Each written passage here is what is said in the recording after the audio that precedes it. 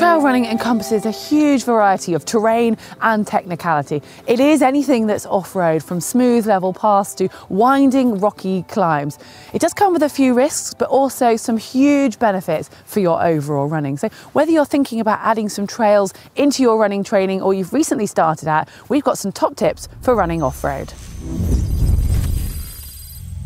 Now, if you've already done a bit of trail running or you're thinking about incorporating some into your training, it is worth investing in a pair of off-road specific shoes, and they'll pay you back in time because they'll just make that experience so much more enjoyable. They'll protect your feet from the trails and allow you to basically be able to run properly on them. So they usually come with a thicker sole because that's going to give you the protection against any lumps, rocks or bumps on the trails.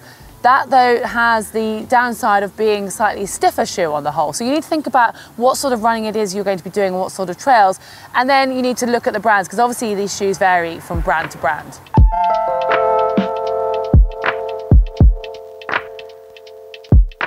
Many people say running is running, which to a certain extent is true, but being able to adapt your running style to certain terrains will give you the best opportunity of being able to enjoy the trails and the obstacles that come with it, whether that's steep climbs and descents or it's tackling technical sections of trail. So what does good trail running actually look like, and how do you improve that? Well, running on technical trails is a skill, and like any skill, it requires some time for it to be developed. So just because you're maybe a really strong runner on the road, that's not going to translate directly onto being a fast trail runner. So don't worry about pace and slow things down. Just tackle what's in front of you. There's no point in running along staring at your watch, because firstly, you're not going to see any roots or lumps and bumps and you could risk taking a tumble. But also the pace doesn't really matter. There might be sections that you can sprint along, but equally there's going to be sections where you're going to have to go very slowly over rocks or steps or maybe even over a stile. So pace becomes irrelevant. It's better to slow it down and let yourself develop those skills slowly.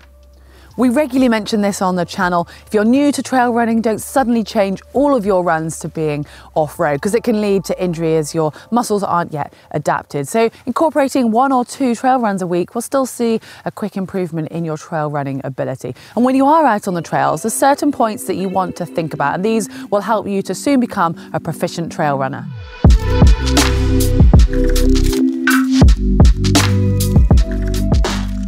Taking short, quick steps will prevent overstriding and also encourage the correct foot landing, which it does with any type of running. But it's also going to make you more stable when it comes to trail running. It keeps your centre of gravity underneath your body, but also allows you to adapt to any changes that might be happening, or if the ground is slippery, you're more likely to be able to get your balance.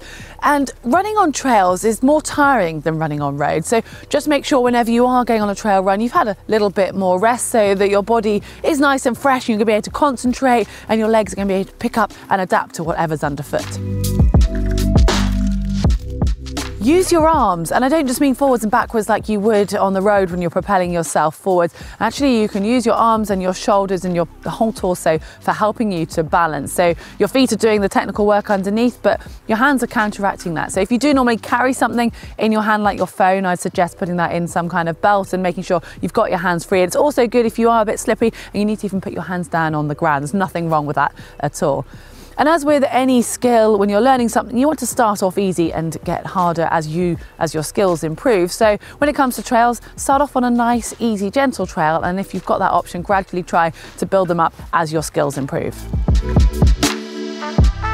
The key to running smoothly over technical trails is being able to interpret hundreds of little things every second. So it does involve quite a lot of concentration, but to make it smoother, you actually need to be looking 5 or 10 strides ahead. As if you're looking directly at your feet, it's going to be very static and hard to actually adapt to what's coming. And with that, it's probably a good idea to maybe even ditch the headphones. Definitely don't be listening to podcasts, because you need your full concentration, especially when you're starting out.